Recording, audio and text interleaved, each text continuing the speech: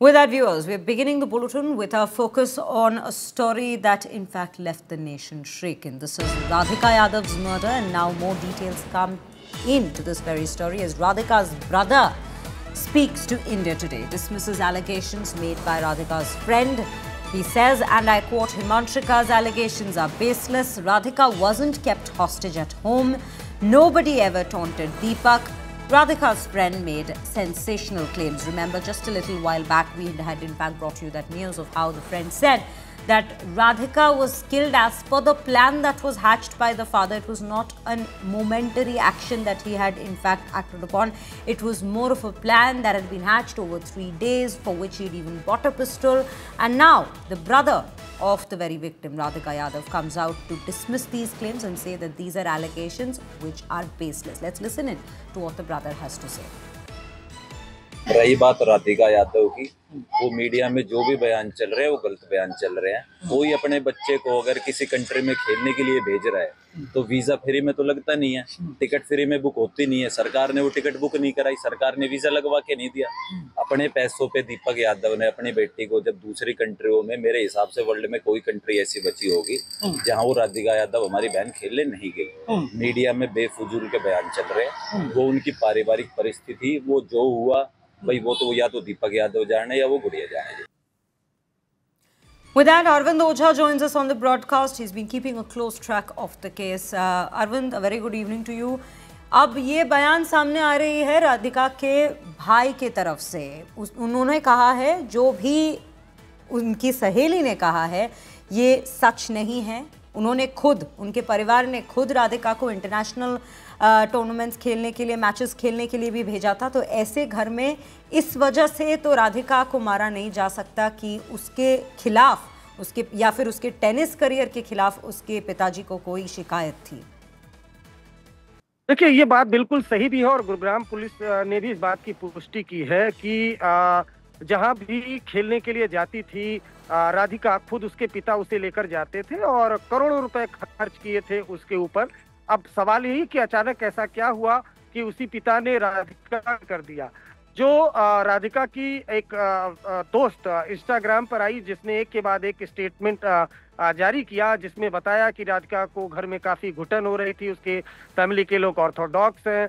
दूसरा क्लेम ये किया कि 3 दिन पहले मर्डर का प्लान हो गया था। हालांकि जो ये भी क्लेम है सोशल मीडिया पर, गुरुग्राम पुलिस के सोर्सेस का कहना है कि अगर इस तरह का कोई एविडेंस है तो उसकी दोस्त को पुलिस के सामने आकर स्टेटमेंट देना चाहिए, उससे राधिका को इंसाफ मिलने में और ज्यादा मदद मिलेगी। लेकिन ये सारे क्लेम सोशल मीडिया पर किए गए। अब उस क्लेम के बाद जो फैमिली के लोग हैं उन्होंने ये स्टेटमेंट दिया है आज इंडिया टुडे को, जिसमें बताया गया है कि किसी तरह की कोई पाबंदी राधिका को नहीं थी। वो टेनिस प्लेयर थी, लाखों की टेनिस रैकेट उसको खरीद कर दी, उसके पिता ने दी थी। टेनिस की एकेडमी चलाती थी। उसके अलावा नेशनल इंटरनेशनल जहां भी गई वहां पर जाने दिया गया। मर्डर किस वजह से हुआ ये अभी रिलेटिव नहीं बता पा रहे हैं। गुरुग्राम पुलिस ने मोटिव के बारे में खुलासा कर ही दिया था। तो जो सोशल मीडिया पर क्लेम किया था राधिका की फ्रेंड ने, उसके जवाब में जो फैमिली वाले हैं उन्होंने भी अपना जवाब दिया है। जी, यही न्यूज़ अभी सामने आ रही है, यही डिटेल्स अभी सामने आ रही है। अरविंद, हमें ये साथ बताने के लिए बहुत बहुत धन्यवाद। Those are the details we are given to understand at this given point, viewers, where the brother is clearly dismissing the allegations. But let's also take a look at what has been unfolded so far.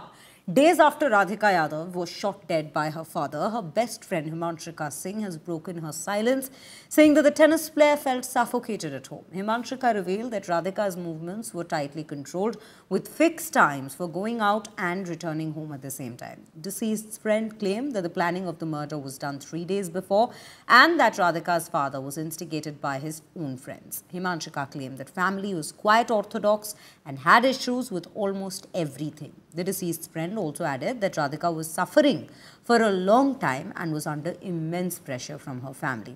According to sources, the victim's father, Deepak, told the police during interrogation itself that he was disturbed and had not slept for the past 15 days.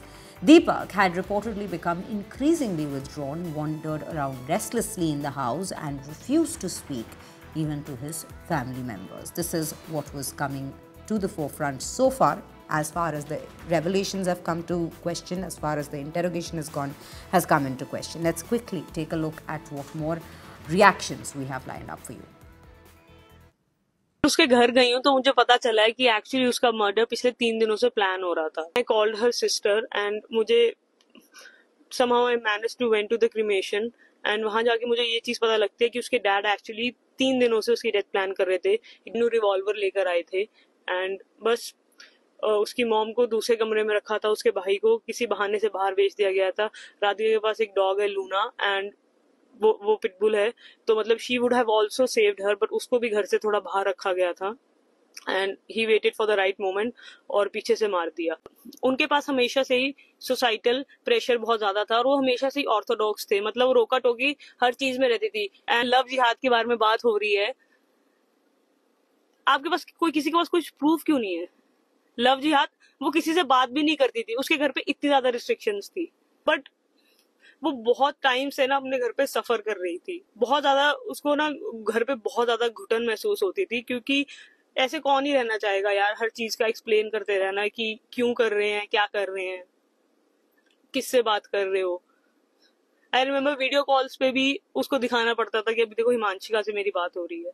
National player जो ना table tennis का बढ़िया था जो लड़की, और जो उसके बाप ने जो कदम उठाया है, जो शूट किया है, मैं इसकी कड़ी शब्द में निंदा करता हूँ. और उसकी क्या मजबूरी है, अगर कोई बच्चे इसको गलती होगी और गलती करे तो उनका फर्ज बन जाता. आपने स्वयं बर्थ के बच्चे को समझाना था, बार बार समझाना था, ये कदम नहीं उठाना था. और ये बड़े दुर्भाग्यपूर्ण है जो हमारे देश का दोनों अच्छा खिलाड़ी बने. बिल्कुल एक बहुत ही एक दुखद घटना है कि भी एक बेटी को मार दिया. और मैं चाहूँगा कि हमारा जो एक ड्रीम है कि भी मतलब बेटी पढ़ाओ बेटी बचाओ, अगर बेटी को मारने लग गए तो कैसे मतलब विश्व गुरु भी मतलब तब तक नहीं बन सकता जब तक बेटियों को सपोर्ट नहीं करे.